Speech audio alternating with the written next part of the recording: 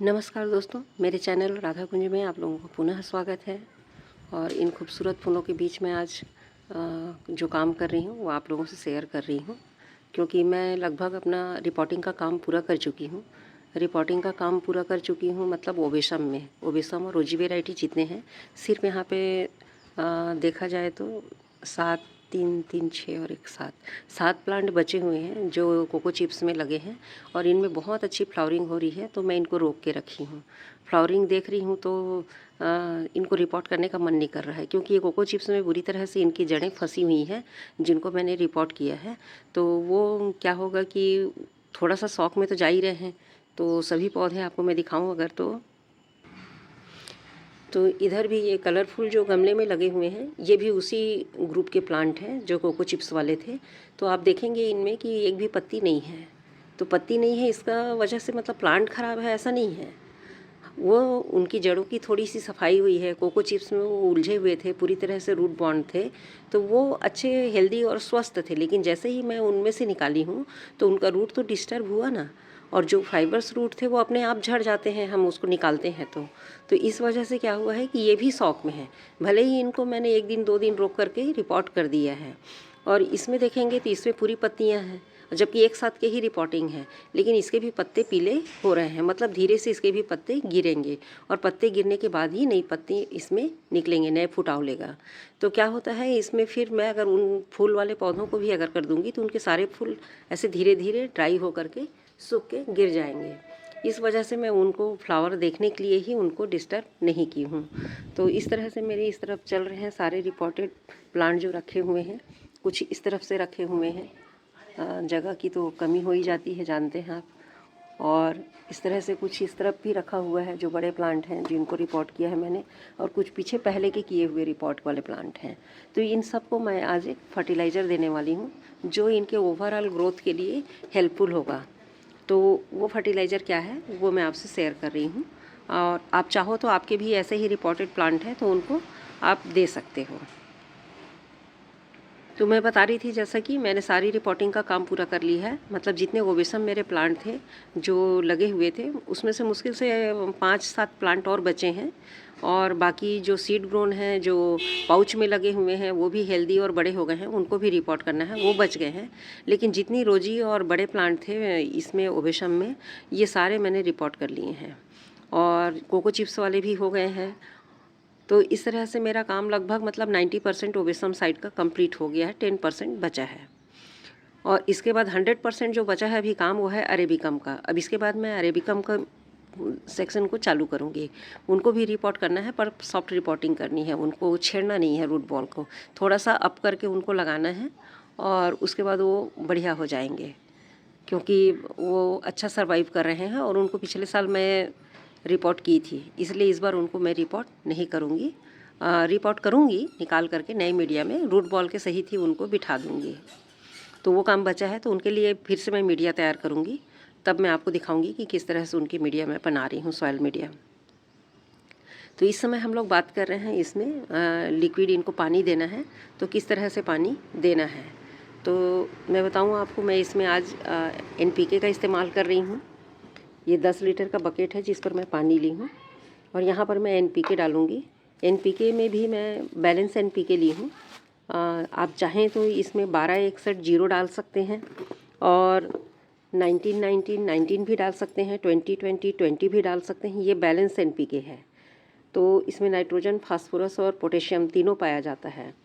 तो जो पौधों में नाइट्रोजन की कमी होती है उसको 19% इसमें नाइट्रोजन होता है, 19% यूरिया जिसको कहते हैं, तो ये इसकी कमी इसमें पूरी हो जाएगी।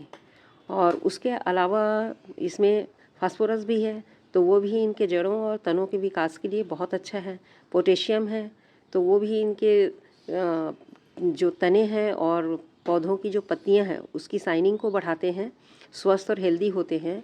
और इनकी जो वानस्पतिक विकास जो होता है, जो इनकी प्राकृतिक विकास है, उसमें इन लोग सहायक होते हैं, तीनों ही तत्व। और इसमें तीनों ही तत्व पाया जाता है, तो ओवरऑल जो ग्रोथ होता है प्लांट का, उसके लिए ये बहुत ही सपोर्टिव होता है और इनको हेल्प करता है सर्वाइव करने के लिए। तो मैं NPK दे रही हूँ जिससे इनके प्राकृतिक जो बढ़ावार कहना चाहिए, जो इन लोग लेते हैं ग्रोथ, वो बहुत अच्छा होगा। और जो इनके विकास जो है वो रुकेगा नहीं। नहीं तो नाइट्रोजन की कमी से, फास्फोरस की कमी से क्या होता है, ये धीरे ग्रोथ लेते हैं। अब चूंकि मेरे को इनको लगाए हुए काफ़ी दिन हो गया है, स्टेप बाय स्टेप लग रहे हैं, तो मैं इन सारे प्लांट्स को अपने वो NPK दूंगी अभी। इससे क्या होगा कि इनकी जो ग्रोथ है वो बहुत अच्छी हो जाएगी। तो मैं NPK 1919 का यहाँ पर यूज़ कर रही हूँ। तो ये 10 लीटर का बकेट है, उसमें मैं 1 चम्मच डालूँगी। ये देख करके, ये देखिए, ये टीस्पून में 1 चम्मच है। थोड़ा सा और ले लेते हैं, एक बार में नहीं उठता। ये इतना मैं NPK डाल रही हूँ। मैं आपको हमेशा, मैं अपना फर्टिलाइज़र यूज़ करती हूँ तो आपको एक चीज़ बोलती हूँ मैं कि कम हो जाए, ज़्यादा नहीं होना चाहिए। नाप हमको बताने की ज़रूरत नहीं है, नाप की आवश्यकता नहीं है। यहाँ पर अनुमान से आप दे सकते हैं, बार बार इसको नापना संभव नहीं होता। यदि आपके पास मेजरमेंट स्पून है तो आप ज़रूर नाप के दीजिए। और मैं नहीं है दोस्तों, और लंबे समय से मैं गार्डनिंग कर रही हूँ, तो मैं इसी तरह से अपने अंदाजे से इनको देती हूँ। और यहाँ पर ही मैं आधा चम्मच एप्सम सॉल्ट लूँगी, क्योंकि कुछ नए रिपोर्टिंग है तो उनमें भी ये चला जाएगा, और पुराने हैं उनको भी कोई दिक्कत नहीं होगी। तो यहाँ पर मैं हाफ़ स्पून और हाफ़ स्पून करके 2 बार में 1 स्पून ले रही हूँ। ये देखिए, एक हाथ में निकालते नहीं बनता ना। ये 1 टीस्पून यहाँ पर एप्सम सॉल्ट है। एप्सम सॉल्ट ये थोड़े बहुत भी शौक में होंगे प्लांट, तो उनके लिए ये सपोर्ट करता है, शौक में नहीं जाने देता। प्लांट खिले खिले से लगते हैं, चाहे आप तुरंत ही इनको रिपोर्ट क्यों न किए हों। प्लांट मुरझाया हुआ भी है, आपको मैंने पहले भी कहा, आप इसको चेक कर सकते हो। यदि आप कहीं से प्लांट लेके आए हो और वो रिपोर्टिंग के दौरान मुरझा गया है, नीचे की तरफ उसकी शाखाएं लटक गई हैं, तो आप एप्सम सॉल्ट दे दीजिए और उसके बाद उसका प्रभाव देखिए। एप्सम सॉल्ट पानी में मिला करके दे दीजिए, और ये सारे के सारे डिजॉल्वेबल हैं, पानी में अच्छी तरह से घुल जाते हैं, डिज़ोल्व हो जाते हैं। तो ये दे रही हूँ मैं, और इसके साथ ही साथ थोड़ा सा इसमें मैं साफ भी डालूँगी फंगस के लिए, क्योंकि नीम की खली तो हम मिलाए ही हैं, पर क्या होता है कि सब में हमने बोन मील मिलाया हुआ है।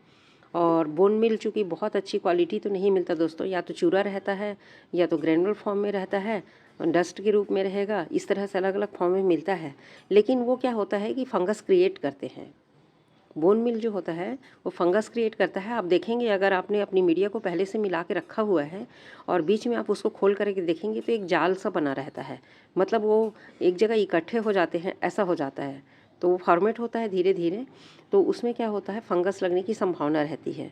तो अभी आप जितने बार भी पानी दे रहे हैं 4 दिन 8 दिन के अंतराल में, तो मैं तो वैसे ही करती हूँ दोस्तों कि मैं थोड़ा सा उसमें फंजीसाइड मिला देती हूँ, क्योंकि ये नुकसान नहीं करता। हाँ, मात्रा बहुत कम होती है, तो ये हम देते रहते हैं पानी, तो ये अपना काम करते रहता है। तो इसी तरह से मैं यहाँ पर 1 टीस्पून है, ये देखिए, ऐसे करके ये पौन होगा 75% चम्मच का, तो ये इतना मैं इसमें फंजीसाइड दूंगी, इतना पर्याप्त है। अब इनको बहुत अच्छी तरह से, ये सभी यहाँ पर पानी में घुलनशील हैं, तो हम इसको अच्छे से घोल लेंगे।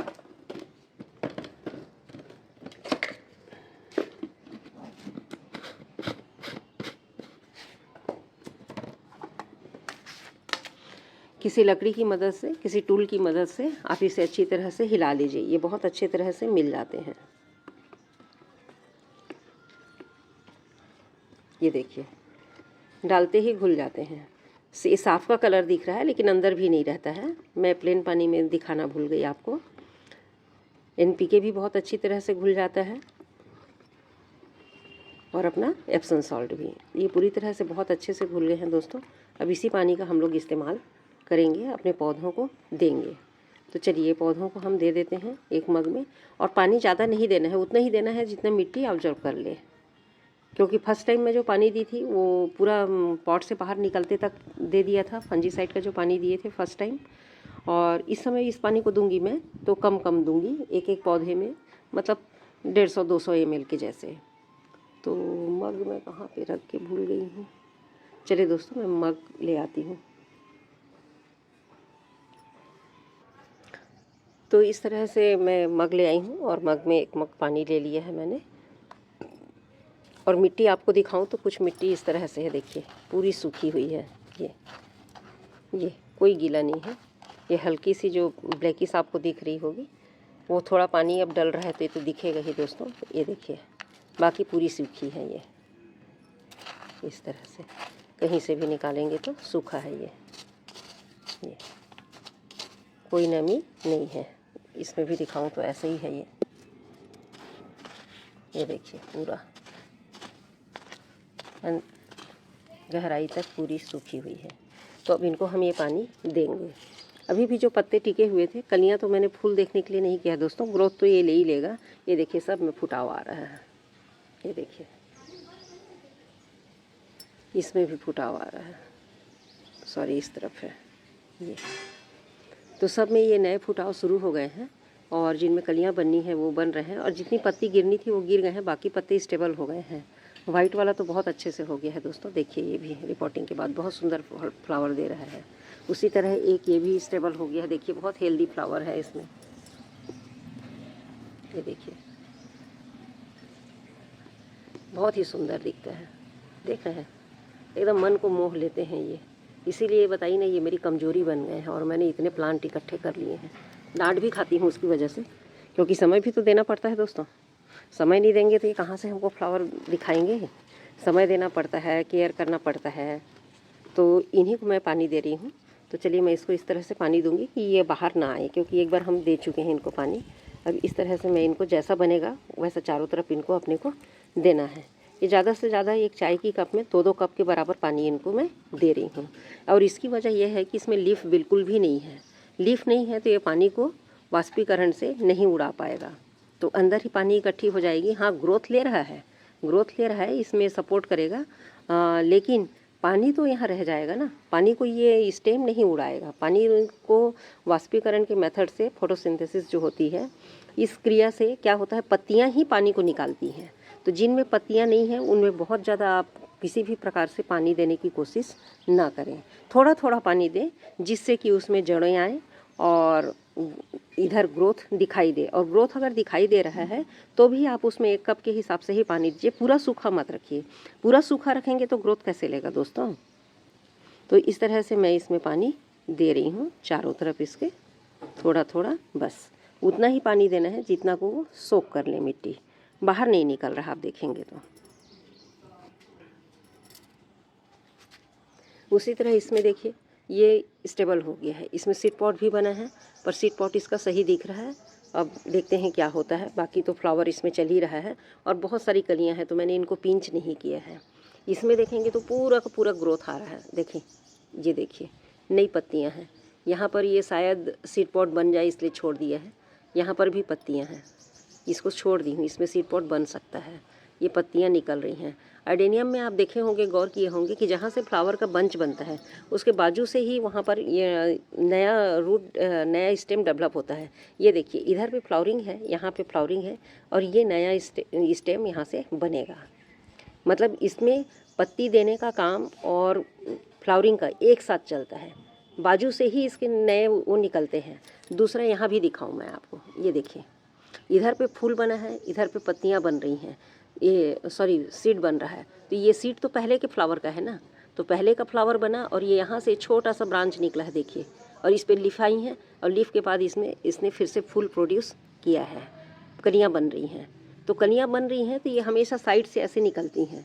आपको मैं कई एक प्लांट में भी और दिखाऊंगी तो ज़्यादा आप देख सकते हैं, और ख़ुद के पास भी है। तो ये देखिए इसी प्रकार से यहाँ पर ये इधर से लीफ और स्टेम नया बनेगा और ये नया फुटाव इधर से ले रहा है। ये इसमें बीज बन जाएगा तो बन जाएगा। और ये देखिए सब में नए फुटाव चालू हो गए हैं, आप देखेंगे तो ये देखिए। तो इनको थोड़ा सा भी चाहिए, ये कुछ हम देते रहें इनको, ताकि ये हमारे पौधे स्वस्थ और हेल्दी रहें। तो यही है कि मैं एप्सम सॉल्ट और NPK का पानी मिला के दे रही हूँ दोस्तों, और सबको मैं धीरे धीरे दे रही हूँ। पूरा पानी देते हुए तो मैं नहीं दिखा सकती क्योंकि वीडियो बहुत लंबी हो जाएगी, प्लांट्स बहुत सारे हैं। बस उतना ही देना है पानी हमको, 1 कप 2 कप। और ये मैं अरेबिकम में भी यही चीज़ करूँगी। ये भी लीफ निकाल रहा है, ये देखिए पूरी लीफ निकाल दिया है। तो इसको भी मैं चारों तरफ से इसी तरह से पानी दे दूँगी, और उतना ही दे रही हूँ जितना इसमें सोख कर ले। बस इस तरह से मैं सारों को अभी पानी दूंगी दोस्तों। इस तरफ भी हैं देखिए, और ये सब कुछ खिले हुए हैं। ये देखिए इसमें दूसरा खिल रहा है, ये बैगनी वाला है, बहुत ही सुंदर दिखता है।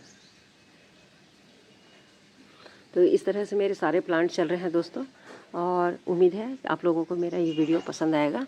आपको इधर कुछ फ्लावर्स और दिखा दूँ चलते चलते जो खिले हुए हैं। ये देखिए, एक तो इसका मुखड़ा देखिए, बहुत ही खूबसूरत है, बिल्कुल रोज़ की तरह दिखता है देखेंगे तो। और ये एक अलग है, ये भी रोज़ की तरह ही सारे फ्लावर ही रोज़ की तरह दिखते हैं, तभी तो इनका नाम डेजर्ट रोज़ है दोस्तों। ये देखिए, दोनों ही बहुत सुंदर दिख रहे हैं, एक साथ खिले हैं।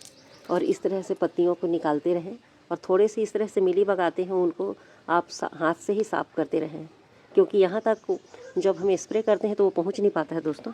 तो साफ़ सफाई बहुत ज़रूरी है थोड़े बहुत। और ये देखिए, यहाँ भी फुटाव ये ले लिया है। और ये यहाँ पर ये फ्लावर्स बने हुए हैं, देखिए कितने खूबसूरत हैं।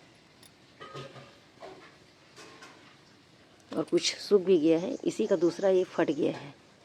तो अभी तो हम सब दे रहे हैं, उसमें बोरोन वगैरह की कमी सब में कंप्लीट हो जाएगा, पूरा हो जाएगा धीरे धीरे जो हम फर्टिलाइज़ करते जाएंगे तो।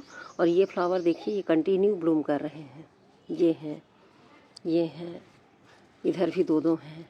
ये देखिए, ये तो बहुत ही सुंदर दिख रहा है। और एक मेरे पास ये ब्लैक वैरायटी है जो खिलता तो पूरी तरह से ब्लैक रहता है और बाद में धीरे से वो ऊपर से रेडिश होता है, ब्लैक जैसा ही दिखता है। अब कैसे इसका कलर को मैं क्या कहूँ नहीं समझ में आ रहा है मुझे। और ऐसे बोलेंगे तो कत्था के जैसे दिख रहा है, अब इसमें उतना साफ नहीं दिख रहा है। ये कुछ इस तरह से रहता है, बहुत ही सुंदर दिखता है। और इसमें और बर्ड्स बने हुए हैं। और इधर जो कली बनी हुई सीड बने हुए हैं, इसमें देखिए एक सीड ख़राब हो रहा है लेकिन एक साइड का हेल्दी है और जो एक जोड़ा है वो कंप्लीट हेल्दी है, बहुत अच्छे से है। तो इस तरह से मेरे सारे प्लांट्स चल रहे हैं। और इसी के साथ ही धन्यवाद दोस्तों मेरे वीडियो को यहाँ तक देखने के लिए। और आपको ये अच्छा लगता है तो आप लाइक भी कीजिए, शेयर भी कीजिए और नए हैं तो सब्सक्राइब कर लीजिए। थैंक यू दोस्तों।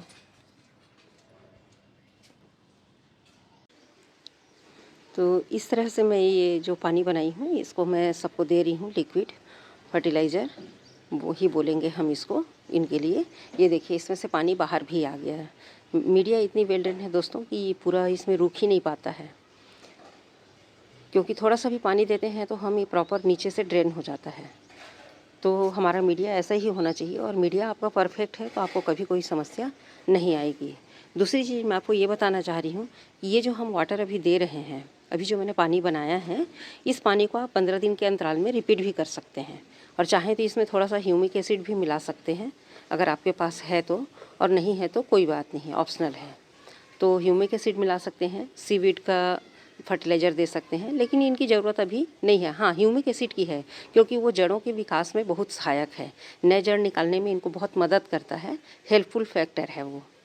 तो वो कर सकते हैं और इनको 15 दिन में आप रिपीट कर सकते हैं, एक साथ भी दे सकते हैं, सब मिला करके कोई दिक्कत नहीं है। बस ये है कि आप ज़्यादा मतलब उसकी कंसंट्रेशन को कम कर सकते हैं, मात्रा को कम कर सकते हैं और आप ये सारा चीज़ मिला करके इनको दे सकते हैं, कभी कोई प्रॉब्लम नहीं आता प्लांट में।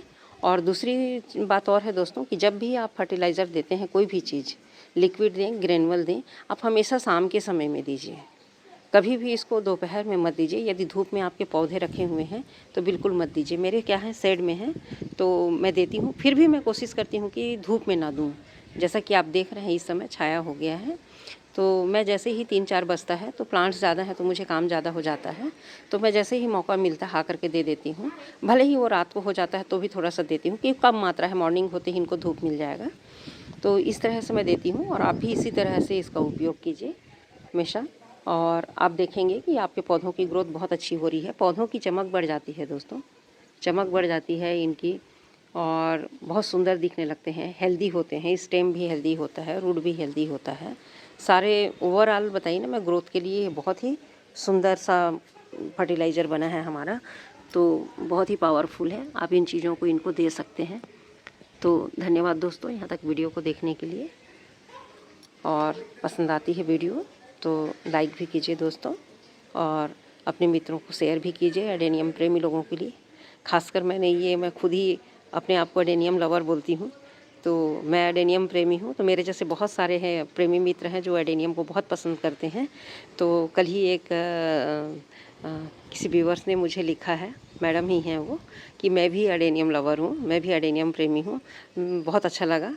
तो ऐसे सारे लोग हैं जो हमारे एक दूसरे के हम देखते हैं और उनकी टेक्निक और उनके जो भी तरीके हैं देने के, खाद वगैरह काम करने का, उससे भी हम लोग कुछ सीखते ही हैं दोस्तों। मैं तो सीखती हूँ और हमेशा ही देखती हूँ, वॉच करती हूँ सभी लोगों का। जब भी मुझे मौका मिलता है तो मैं बिल्कुल अडेनियम का ही और जो भी प्लांट्स के बारे में है वो सबका देखती हूँ, सबका तरीका देखती हूँ। सब बहुत अच्छे तरीके से मेहनत करते हैं, बनाते हैं और अपने प्लांट्स की सेवा करते हैं और भर भर के फूल उनको मिलता है। तो थैंक यू दोस्तों, धन्यवाद।